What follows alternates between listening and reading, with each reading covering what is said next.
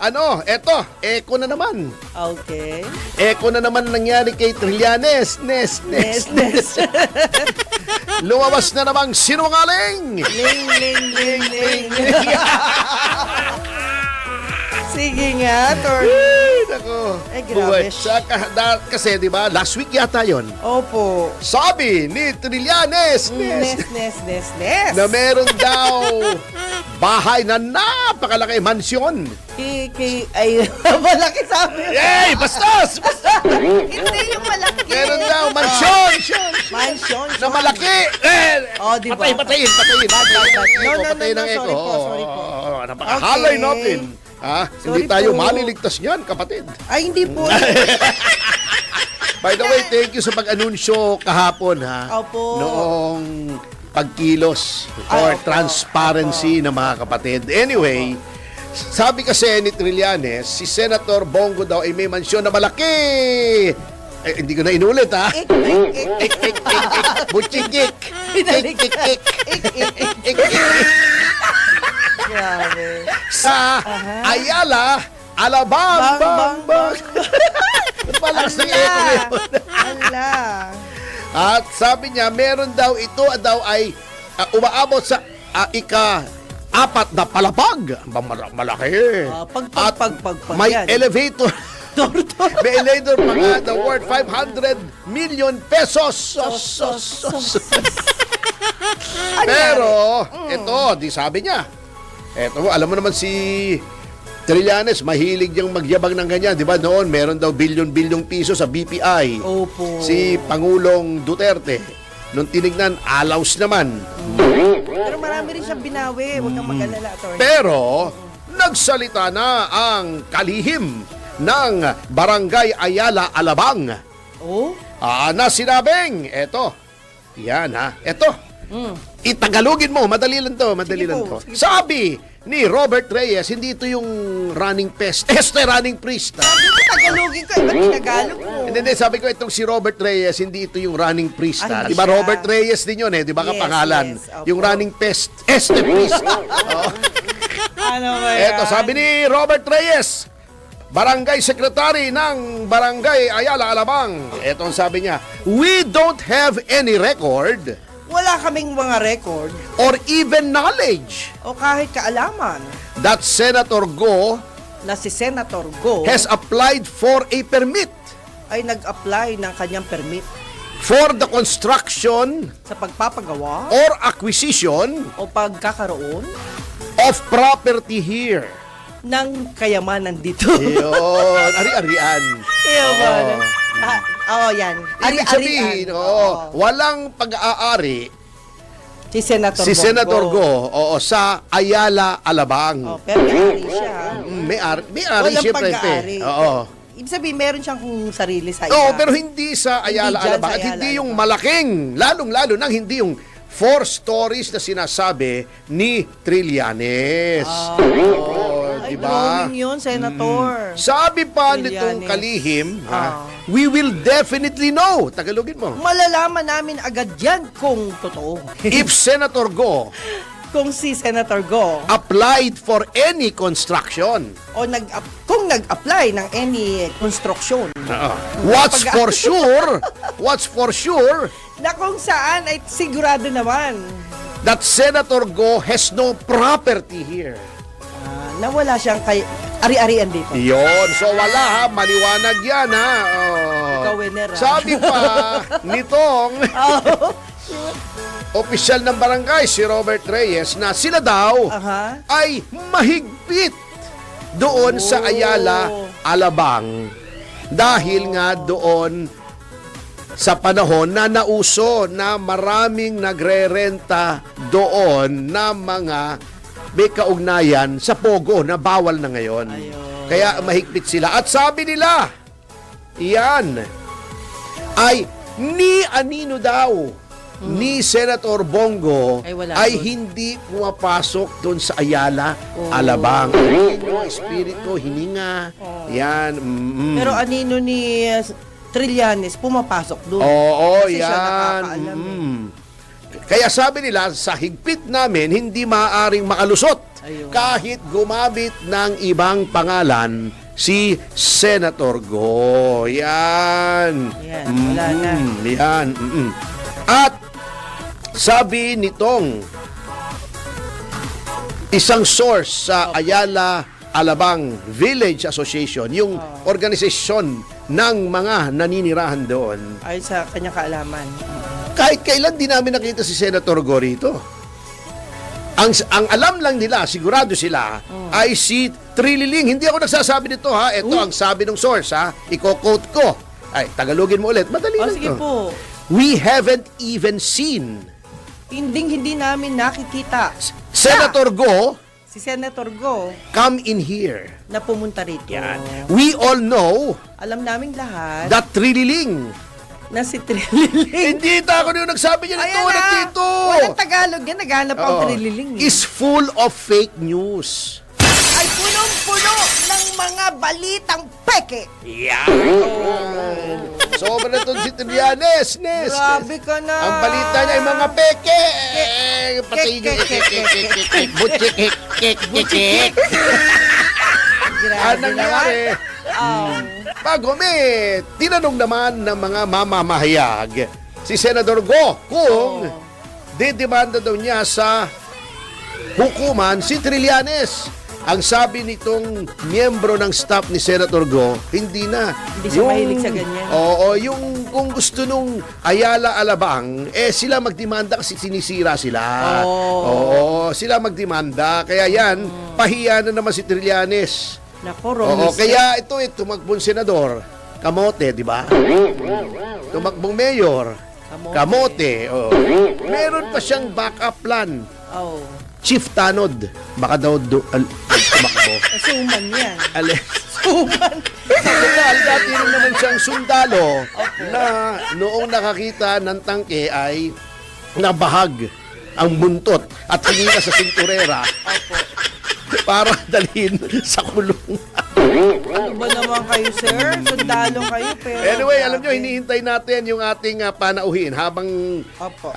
may magre-report siya sa nangyari sa LTFRB at ito ay palagay ko ay interesting to sa maraming mga commuters natin. Tama. Ngayon, kita nyo naman ang contrast ha, mga kasama, sa direct na fact check ni Senator Bongo.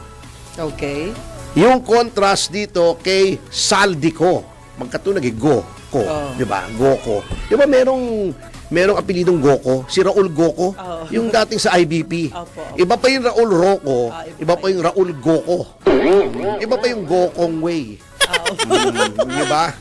Gokong Way, iba yun. Mahaba na yun, sir. Oo, Gokong Way. Di ba sinasabi nila yung style daw nung mga yon, it's not the Filipino way, it's not the Chinese way, it's the Gokong way. Ayun.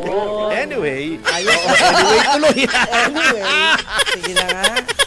Ito naman na kita nyo, in contrast dun sa tahasang pagpa-fact check na Opo.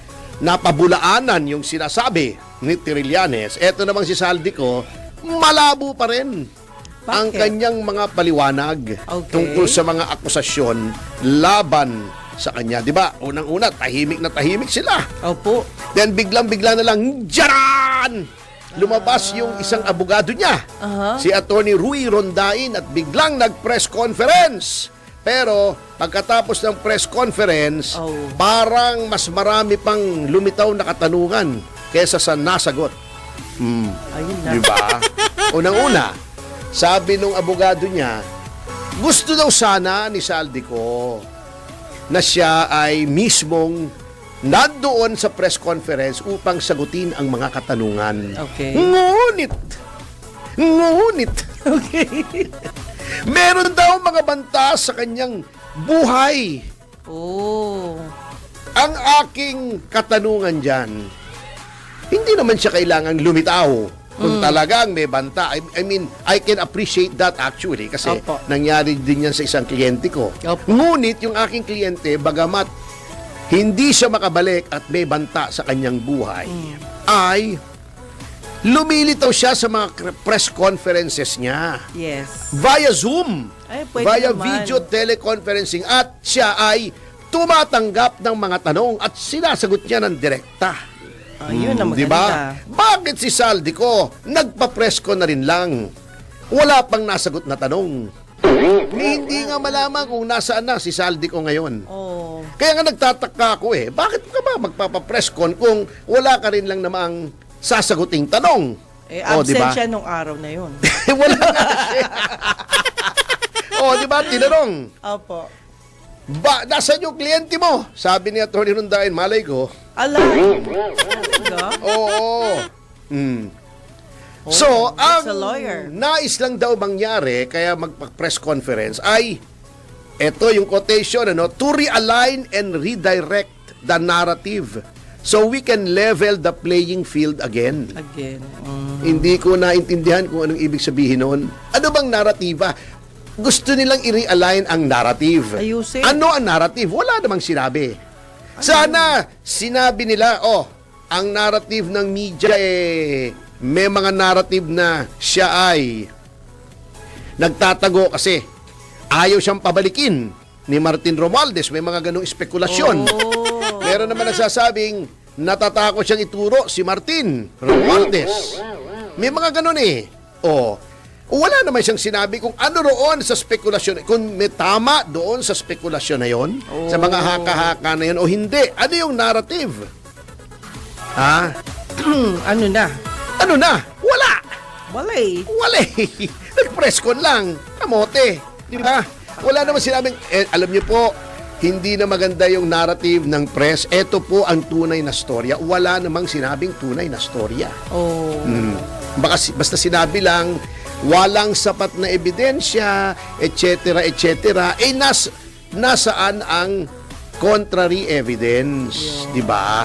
Kung ikaw ay i-charge sa, let's say, sa preliminary investigation, alam naman natin na kung wala kang counter affidavit, ang i-consider lamang nung investigating officer, let's say, ombudsman, ay yung ebidensya laban sa'yo. If uncontroverted, that evidence will stand. Di ba? Ngayon, yung sinasabi nilang walang ebidensya, meron nga kaming demanda sa ombudsman against Saldico na may insertions. Yung sinasabi niyang how much ang damage sa gobyerno nandoon sa aming complaint affidavit. Anong manner by which the crime was committed andun sa aming affidavit. Nandoon na sa ombudsman noong pa, di ba? Nandoon na yung crime. Yung sinasabi niyang general allegation, yung corruption, hindi. In-specify po namin doon sa aming complaint affidavit, yung kasama ko sina Speaker Alvarez, sina Jimmy Bondoc, di ba? Yung Citizens Crime Watch, si Jigs Magpantay, andun po nandoon na ang akusasyon. Matagal na actually yung accusation. Bago pa nawala si Saldico. Di ba? Ngayon, na-hold yung investigation dahil meron daw sa Supreme Court. Fine. Pero, even then, hindi pa rin nasasagot ni Saldico. Ngayon, alam ko na mayroong constitutional provision, you do not have to say anything. Yes. Di ba? Oo. A conventi probatio qui decit non qui negat. The burden of proof is on him who alleges, not on him who denies. Pero kung may ebidensya na kami, ayan na, at nag-mount na yung evidence, nakikita nyo naman may mga bakante, may mga blanks at ininsertan, at hindi lang kami nagsasabi, lumabas na si Congressman Ungab, lumabas na si Toby Tiangco, di ba? May sinasabi ng small committee na talagang may insertion. Anong sagot mo dyan? Pwede ka namang hindi sumagot. Pero, siyempre, kung wala kang sagot, walang evidence in your favor. So ako nagkakamot ako ng ulo kahapon kung bakit nag-press conference pa. Wala rin naman palang sasagutin, kundi sinasabing hindi kanya yung eroplano, etc., etc. Wala namang pinakita kung bakit hindi kanya yung eroplano, di ba? Ina-allege na kanya, di ba? At siya ay isang public official. Therefore, while of course a public official still has constitutional rights, since public office is a public trust, you owe it to the people na magpaliwanag sapagkat ginusto mo yang maging opisyal ka ng gobyerno.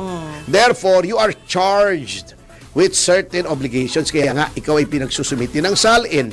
Ikaw ay bound ng Code of Conduct for Public Officials na hindi bound ang ordinaryong citizen. Kaya nga, pag libel, malice is not presumed when you are a public official. Di ba? O sa libel, di ba? O cyber libel. Mas malaki ang liway na i-criticize ka because public office is a public trust. So, the fact na nagpadala siya ng abogado, wala namang sinabi, parang walang nangyari. Parang drawing naman yung nangyari. Oo nga eh. Hindi lang nga, Tony, meron akong napakinggan na ibang channel nga lang. Ang ibig sabihin dyan eh, anyari. Opo. Oo. Sabi nila, ang eroplano daw ni Saldico is 10. Nung nagkaroon daw ng investigasyon, naging 7 na lang hanggang sa palit ng palit. Nagagalit na sila. Ang bagal daw ng investigasyon ng ICI. Alam, so, lumiit na lumiit yung... Lumiit na lumiit yung proper- eroplano. yung Magiging eroplano. saranggola na lang yan pag nagtagal. Hindi, 10 piraso nga daw po eh. Magiging 10 pirasong saranggola. Tay. Hindi lang, pero hindi basta saranggola. Saranggola ni Pepe. Ayan. Oh, yan. Oo. Pero Teka, wala pa ba yung tanauhin natin? Ayan. Si Kaobet? Okay. Pero attorney, habang nintay natin, gusto ko lang matanong sa inyo, what if tapos na yung term nila? Anong mangyari sa kaso na yan? Hindi. Ano pa Tuloy-tuloy rin, ba yan? ongoing pa yun. Kasi, na-commit na yon when they were public officials. Kahit wala na sila. Kahit wala na sila. Tuloy-tuloy pa rin yan. Okay. Parang yung nangyari kay Pangulong Aquino, di ba, dinimanda namin. May demanda naman, kaya lang walang kwenta yung demanda. Why? Pero it happened kasi kanya yung ombudsman, yan ang sinasabi kong mahirap. Eh yun, dating hurado na yun, ha? Dating justice na yun. Kaya sabi sa'yo, mahirap, dapat ang pinipiling ombudsman, yung impartial. Yung walang diba? kampi-kampi. Oo, yung walang kampi-kampi. Bakit yun ba? ang sinasabi ko. Opo. So, yun ang nangyayari. So, kita nyo naman ang contrast between si Senator Go at si Congressman Saldi. Yun. Ngayon, ang isa pang kengkoy dyan, hanggang ngayon, hindi pa rin natin nalaman kung anong pinag-usapan Ayun. kay Martin Romualdez, yung ICI. Yun ang mabigat. Ang mabigat pa rin isa dyan, alam mo, naglalabasan na yung mga issue na yan, ano? Opo. Etong si Anjo Iliana, di ba? Tinatanong mo sa pati akin, yung ano ba sa- yun? Oo, ewan ko kung ano nangyari rito, pero may sinasabi. Eto naman, yung iba kasi, sinasabi nila, bakit pa naman Marami palang parang sekreto chismis? yan. Oo, bakit personal na buhay? Alam niyo po, personal na buhay, kung ikaw ay pribadong tao, wala tayong pakialam May kung ikaw ay may girlfriend, may boyfriend. kabit. Kung lalaki kami, boyfriend ka. Kung Opo. babae kami, girlfriend ka. Wala na po kami, labas na yan. Ayun. Labas na kami dyan. Pero- diba? Pero kung ikaw ay public official, Ayun. yung certain aspects of your private life attain public interest. Bakit? Kasi hindi mo malaman eh. Baka nagagamit yung public funds kung ikaw ay may girlfriend. Baka yun ang pinantutustos mo. Baka itong girlfriend na to ay nakaka-impluwensya ng public policy. Nangyayari po yan. Ayun. O, di ba? Pwede. At eto pa nga, mabigat eh, oh. Parang share pa daw sila ni Vic Soto. Sabi ni Anjo Iliana, ha? Hindi natin sinasabing totoo Opo, ito. opo. Ngunit, Paulit-ulit kasi. oo nga eh, oo. Pero, hindi tahasang itinatanggi ni Senate President Tito Soto. Di ba? Kung hindi naman totoo eh. Di ba? Ano ba tama. naman sabihin mo? Ba, anong girlfriend? Wala! Ayun. Wala akong girlfriend. Hindi Patunayan mo masagot. yan sinasabi mo. Ang Hindi sabi niya, masagot. I will not dignify that. Oh, hindi. Hindi ko papansinin yan. Bakit? Paano kung lumabas bigla yun? Paano lang? Hindi ko sinasabing na ilalabas, ha? O, di ba? Yun Bakit lang. ganon? Akala ko ba transparency? Di ba? O, bakit sinasabing I will not dignify? O, di ba? Di ba? Dapat no comment na lang. Hindi ka dapat, kung Hindi no pwede, comment, pag may teka mo, public service. pwede naman, pero anong isipin ng mga tao? Ayun lang. Ba't ayaw mong i-deny kung walang katotohanan? Deny mo. Diba? Wala akong girlfriend. Oo. Sino? Ilabas mo. Sige, I dare you. Oo, Diba? Ganun yun.